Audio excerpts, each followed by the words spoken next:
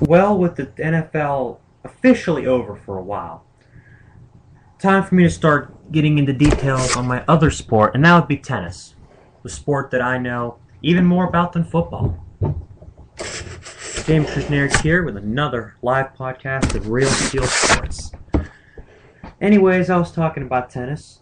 This week marks the return off an injury layoff for one of the game's greatest champions, world number 5 Spaniard Rafael Nadal.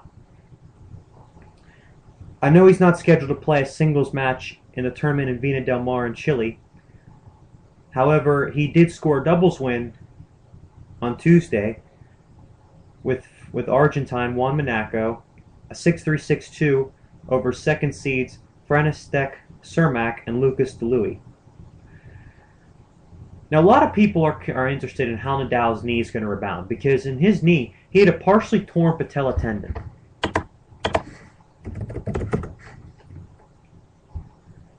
I mean, the left knee was obviously giving him some problems. I mean, even when he won the French Open last year, still didn't seem like himself the whole tournament. But once he got to Wimbledon, he lost that match to Lucas Russell in the second round in 5 sets. That's, I think, whenever Nadal fans, more or less pushed the panic button.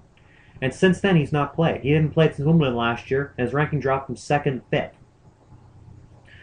And now, fellow Spaniard David Ferrer, who's passed him, because of an incredible year Ferrer had last year, winning several titles and leading the tour in match wins. However, it seems to be more or less, two schools of thought with Nadal. The one school is, he's recovered from injuries in the past, he'll come back and he'll be just fine, he'll play well. And there's other people that say, oh no, his body's taking too much of a beating, he won't be able to play as well. What do I think? What do I think? I'm siding with the latter. I could go through a list of injuries this guy's had. I mean, he's had shoulder problems. He's had elbow problems, wrist problems, foot problems. He's had every single physical problem you can imagine. Because what he does on hard courts, it's not what he does on clay and on grass that kills him. It's what he does on hard courts for half the year. Because half the year's tournaments are played on hard court. The Australian Open, you got 4 Masters events, you've got the US Open, you've got the World Tour Finals, you've got 2 Masters events in the fall. The big tournaments Nadal plays on hard court. When he plays on those hard courts, he doesn't step or move lightly like guys like Federer or even Djokovic and Murray. He really pounds around the hard courts, as my dad likes to refer to it. It's like instead of. Now that's just that sound is just an illustration, more or less, to just show you that when he moves, he's putting a lot of pressure on his knees. Way too much. Honestly, I can't say if the first major injury he's had is the knee. That's not a shocker to me, because of the way he plays. On clay, the clay is soft and it does not bother him. On grass, the grass is soft, does not bother him. But on hard court, he's not ever going to be the same again. I mean, the rise of Djokovic and Murray are going to prevent him from winning any hard court majors. But even if they weren't there, I still don't think Rafa wins another hard court slam. He's got, I think, another couple French Opens left in him. Not this year, but I think definitely in the future he's got a couple of Frenches left in him. He's already got 7 titles there, 5, 6, 7, 8, 10, 11, and 12. So there's no reason to think he can't win a couple more. Would it be some if he got 10? He's probably thinking to himself, that dipshit Robin Sauter. He's probably thinking to himself, that dipshit Robin Sauterling. He only lost having the French Open, or else he'd be perfect with 8 titles. But on a side note, Rafael Nadal's game is the reason why he's not going to be number 1 again. In fact, I'd have a hard time seeing him get back number 2. In 2009, when he had that kind of injury-plagued year where he missed Wimbledon and didn't look really good the rest of the year, going winless in the World Tour Finals, I said to my dad, I didn't think that he'd finish the next year into the top 10. I mean, he goes out and has his best year, wouldn't you know it, my luck, and finishes number 1. But really, ever since he lost that 2012 Australian Open final to Djokovic, he's not been the same. He really hasn't. He's not been the same player with his confidence. I mean, that 5-hour 53 match would wear the hell out of anybody, but particularly him, because the physical nature of his game. He relies so much on his physicality that the rest of his game, I think kind of lacks behind. At least he's done enough to change his game over the years so he doesn't have to worry about, wearing out. Because if he now was playing the way he did back in 2005 and 2006, he'd be in the top 50 at best because of the beating his body would have taken. You know?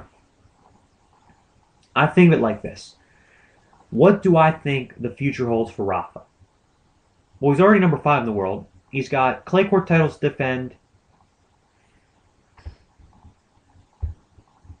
in Monte Carlo. I mean, obviously he's got points to defend the French Open, winning the final last year. But he's also got points to defend in Rome, Miami, and Indian Wells. He has, over the next 2 months, actually 3 I should say, if you want to count Rome, which occurs in May, he's got 2,720 points to defend. Actually, you can go ahead and add 90, make it 2,810, kind of the round of 16 performance in Madrid last year. Rafael Nadal's ranking is going to start dipping. I mean, you look at his career. He's put together a run from 2005 to 2012 that's been awesome. I mean, you look, he's won a U.S. Open, 2 Wimbledons, an Australian Open, and 7 Frenches. 11 Grand Slams. Same number Bjorn Borg won.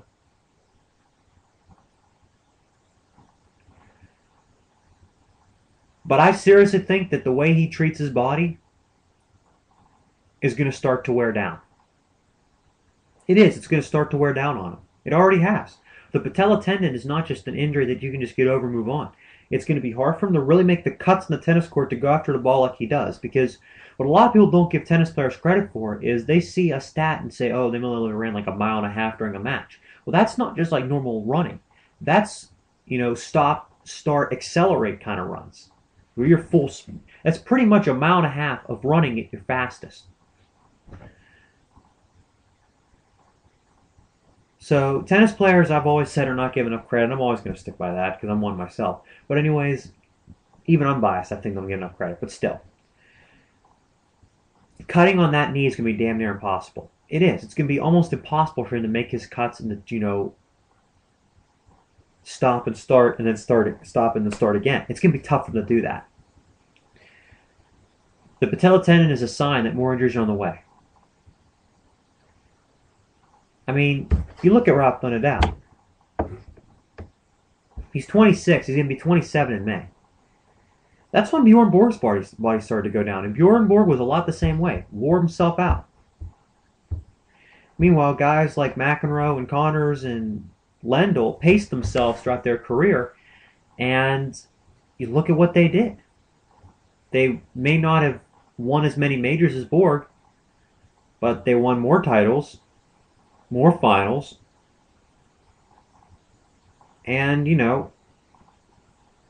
they won over a longer period of time because they were fresher. I have another interesting reason why Nadal's body's starting to go. And this is one that is completely unaided by facts. There's no facts regarding this. And you can go ahead and say what you want. But all I'm going to say about Rafa Nadal is this. When he first started really to make his move to be a top player in the world, we all took notice of his big forehand and his huge guns, his 2 enormous arms. No tennis player was as ripped at the time as Nadal. But if you ask him, he'll tell you that he was not a lifter. He did not lift weights. He did not work on machines. I'm going to end that topic with this note. How do you get the guns that guy gets and the body that guy gets without lifting? That's all I'm going to say.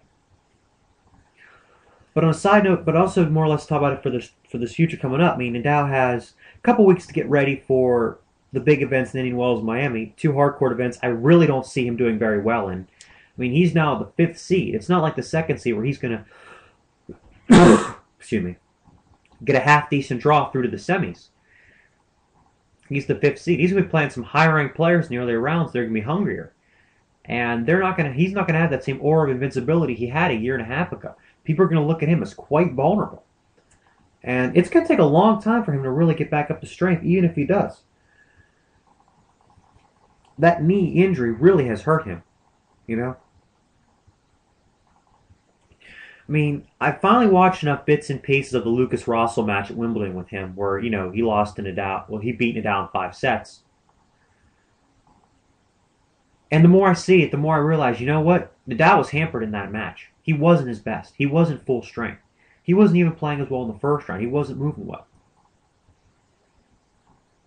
I think if his movement was better and his knee wasn't hurt, I think he beats Russell in 4 sets. I mean, Russell came out and played a hell of a match, served him off the court, but still, you get the point.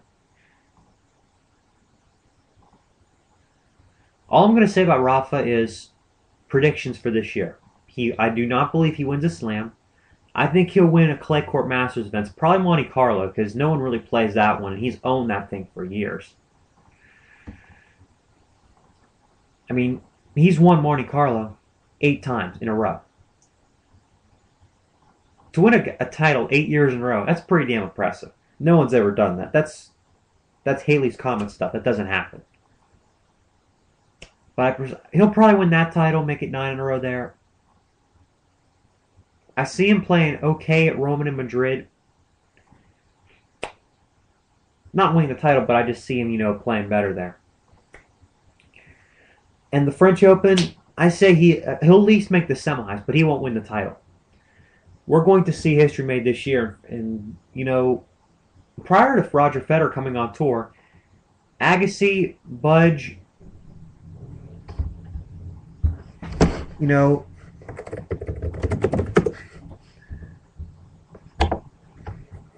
there was just a short list of players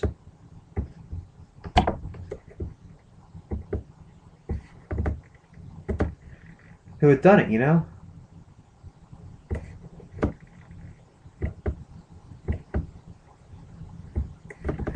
had Fred Perry, Don Budge, Rod Laver, Roy Emerson, and Andre Agassi, who had completed the career Grand Slam, Agassi completing it the 99 French Open.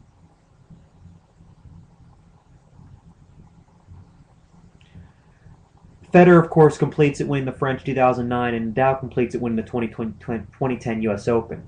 We're going to see history made this year. At the 2013 French Open, Novak Djokovic will complete the career Grand Slam. Let's not forget that a year and a half ago, Nadal lost to Djokovic in straight sets in a Masters final on clay twice. Did not beat Djokovic that whole season. That whole 2011 year, Djokovic did not lose to Nadal. Djokovic is starting to... This is the best that I've seen Novak play since that summer. Not since that summer, really. Since that year, 2011. This is the best I've seen him play since.